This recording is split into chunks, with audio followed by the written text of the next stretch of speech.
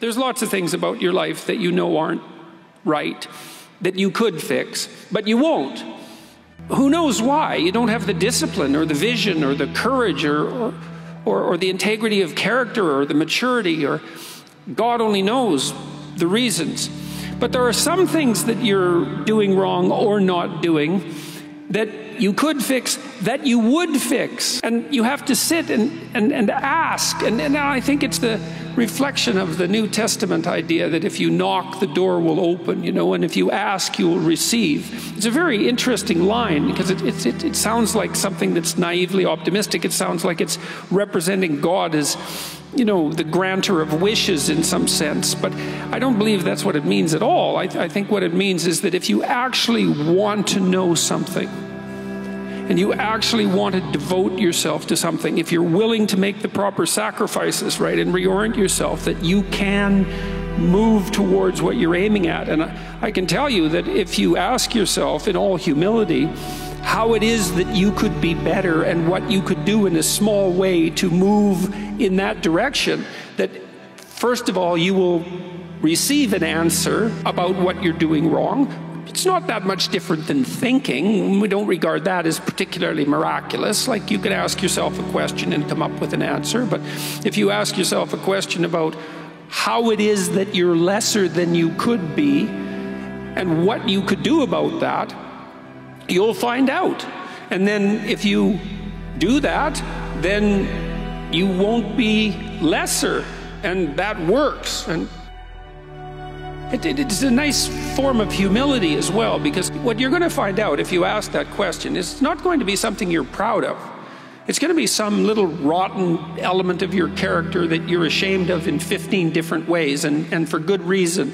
And even the attempt to triumph over it isn't going to be something that you're going to be able to trumpet proudly to your friends and your family, because, you know, to fight off something that's shameful is a private affair in some sense, but you can do it.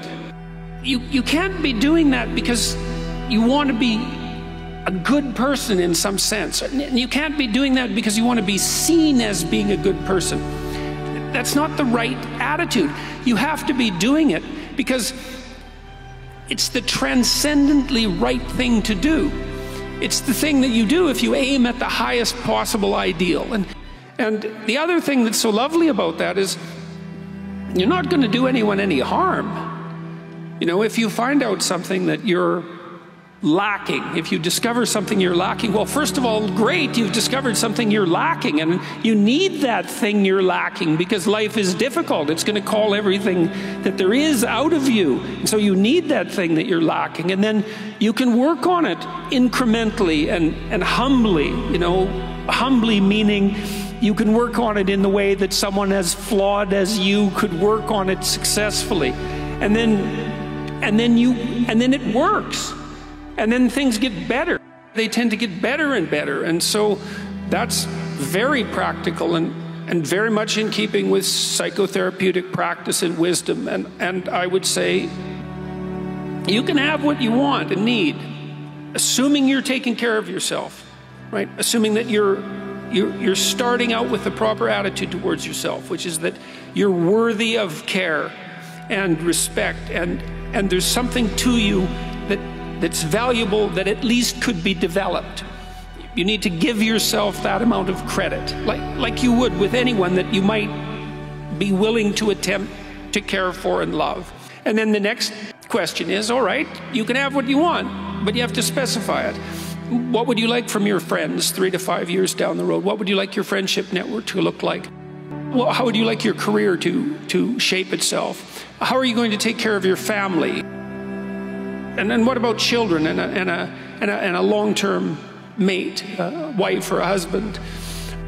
What are you going to do with your time outside of work that's useful and engaging and meaningful and productive? How are you going to take care of yourself mentally and physically? And how are you going to withstand temptation so that it doesn't take you down in the particular way that temptation might take you down?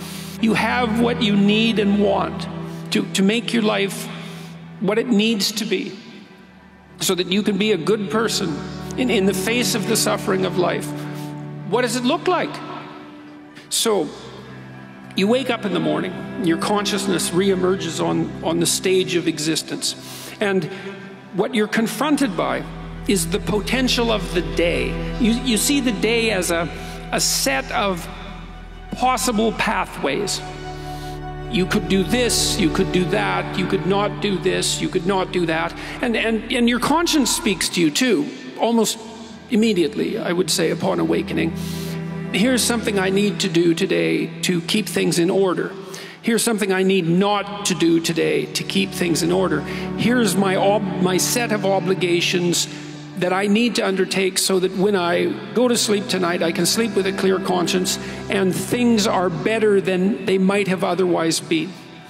And so what you see in front of you is the potential of the world. And consider for a moment the multitude of your faults and the direction those faults could pull you in. And everyone knows that. Everyone has a sense of how they would fall apart in their own particular manner, with their own particular weaknesses. And so now you have something to aim at. You have a purpose, right? And that's motivating. The part of the human being that leads us to redemption is the part of us that dies when it's in error and is reborn as something better and new. And I think that's true practically and scientifically and metaphysically. It's true at every level of existence. No one knows enough to be certain of anything in some sense. And what you do as you pursue the adventure of your life, if you do pursue it, is to wrestle with those questions of ultimate meaning.